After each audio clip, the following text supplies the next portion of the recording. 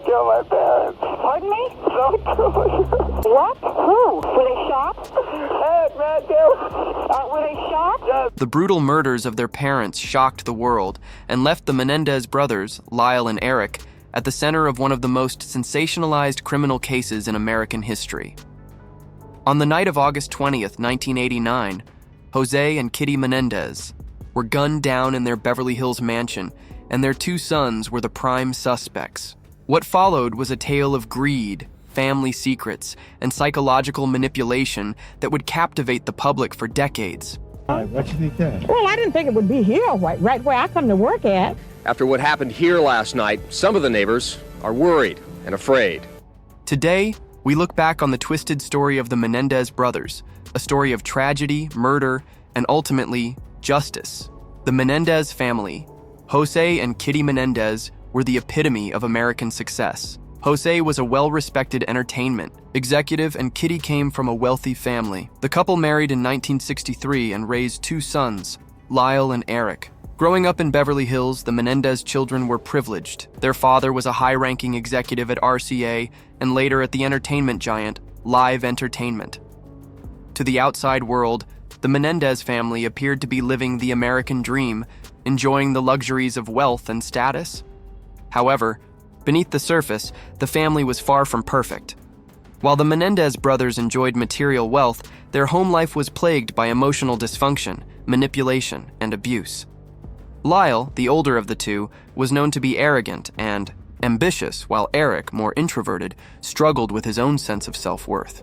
But it was the secrets hidden within the family that would ultimately lead to a horrific tragedy: the abuse. One of the most disturbing aspects of the Menendez case is the revelation of the sexual and emotional abuse the brothers allegedly endured at the hands of their father. The brothers' defense attorneys would later argue that the murders were the result of years of extreme physical and sexual abuse. They threatened me with a knife. Now, Mr. Menendez, do you remember the kind of knife that your father threatened you with? Yes. What kind was it? It was a jagged knife. A what? A jagged knife on one end. It was a Rambo knife. A Rambo knife? Yeah, a knife that he had. Inflicted by their father, Jose. Both Lyle and Erik claimed that Jose had sexually molested them for years, and that they had kept this secret out of fear and shame. As the trial unfolded, the brothers painted a picture of a toxic and controlling household where their father demanded perfection and used violence to enforce his will. Erik, the more sensitive of the two, described how Jose would berate him for the smallest mistakes, while Lyle would receive praise for his accomplishments. My dad.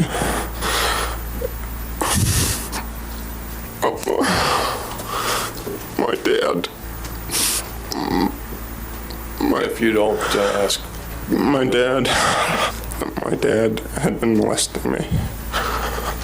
And The brothers also spoke of their mother, Kitty, who, despite her caring nature, was often complicit in the abuse, either ignoring the signs or denying the severity of what was happening. The abuse was so intense and pervasive that both brothers came to view their father as a monster, and in the years leading up to the murders, their relationship with him had deteriorated significantly. According to Erik and Lyle, they were left with no choice but to take drastic measures to escape the clutches of their father's cruelty. The murders. On the night of August 20th, 1989, the Menendez brothers made a decision that would forever change their lives. Armed with shotguns, they entered their parents' Beverly Hills home, where they would carry out a brutal double murder.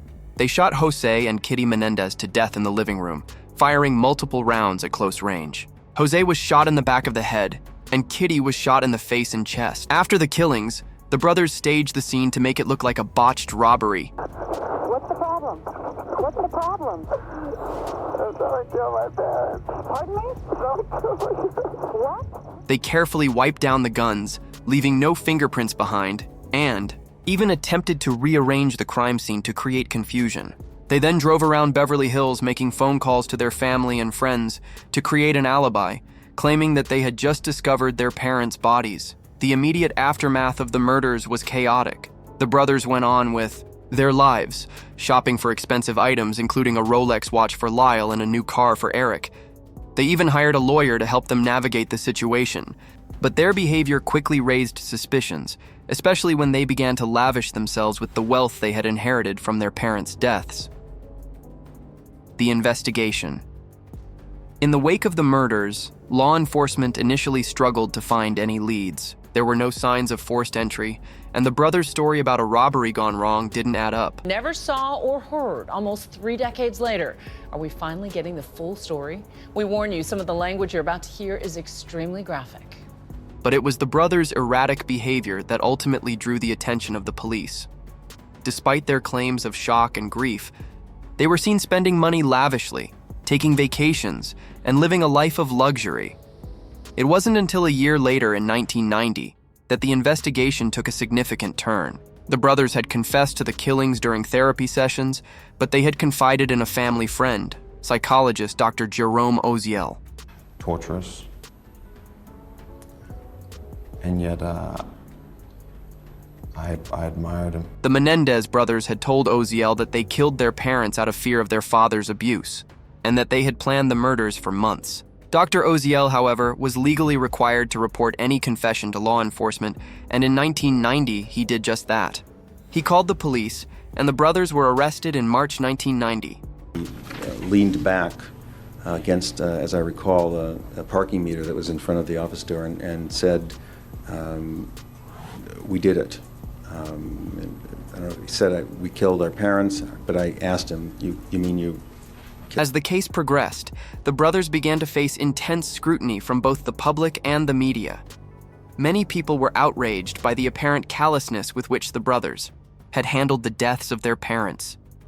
The Menendez brothers, who once appeared to be the picture of perfect sons, were now vilified as cold-blooded murderers. The trial. The trial of Lyle and Erik Menendez began in 1993, and it quickly became a media spectacle. The defense team argued that the brothers' actions were the result of years of abuse at the hands of their father, Jose. They painted the brothers as victims who, after suffering years of torment, acted out of a desperate need to protect themselves. My father is that we thought that we would just kill Dad and eliminate the problem. And see, the first step, which is when I found out the first suicide note, and then it got worse and worse, but I found the suicide note, so I could not read. The prosecution, however, painted a very different picture. They claimed that the brothers killed their parents not because of the alleged abuse, but because they wanted to inherit their wealth. They presented evidence that the brothers had shown no remorse in the aftermath of the killings, and they argued that the murders were premeditated and motivated by greed. The defense team called expert witnesses to testify about the psychological impact of abuse, and both Lyle and Erik took the stand to recount their traumatic childhood experiences. Lyle testified that his father had often physically abused him, and Erik described how his father had sexually molested him. The defense also argued that the brothers had suffered from battered child syndrome, which they claimed explained their violent actions. No, he was in the process of answering, so there's no need to ask him. Can you answer the question? Yes. Okay, it was you telling Lyle what? My dad had been molesting me.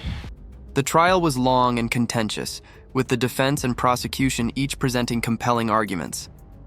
Ultimately, the jury was unable to reach a unanimous verdict, and the case resulted in a mistrial in 1994. However, a retrial began in 1995, and this time, the brothers were convicted of first-degree murder. The sentence. In 1996, Lyle and Erik Menendez were sentenced to life in prison without the possibility of parole. The sentences were handed down after a dramatic trial that had captivated the nation. Despite the fact that they had murdered their parents, many still sympathized with the brothers, believing that their tragic upbringing had shaped their actions. Yet, justice had been served, and the Menendez brothers were now locked away for the rest of their lives. The aftermath. The Menendez case remains one of the most talked about criminal cases in American history, in part due to its complexities. While many still believe the brothers' claims of abuse, others remain convinced that the murders were driven by greed. The case has been explored in countless documentaries, books, and films, making it a touchstone for discussions about family, dynamics, abuse, and the psychology of criminal behavior. The Menendez brothers continue to serve their life sentences in separate prisons. Lyle, who had initially been housed at the California Men's Colony, is now incarcerated at the Richard J. Donovan Correctional Facility. Erik is serving his sentence at the California State Prison in San Diego. Over the years, both brothers have maintained that they are victims of their father's abuse, but the public's view of them remains mixed. Conclusion: the story of Lyle and Erik Menendez is one of complexity and tragedy. It raises questions about the nature of abuse, the effects of trauma, and the lengths to which people will go to escape a life of torment. While their actions were undeniably horrific, the Menendez brothers' case serves as a sobering reminder of the hidden realities that can lie beneath the surface of seemingly perfect families. The Menendez brothers are now locked away, but their story continues to be a source of fascination and debate. Were they truly victims of abuse? Or were they simply motivated by greed and entitlement? The answer may never be fully clear, but one thing is certain: their case has left an indelible mark on the American criminal justice system and the public consciousness. If you found this story compelling, please like, share, and subscribe to our channel for more true crime stories. Your support helps us bring you in-depth analyses of the most intriguing and disturbing cases. Stay safe, and always be aware of the complexities hidden within every family.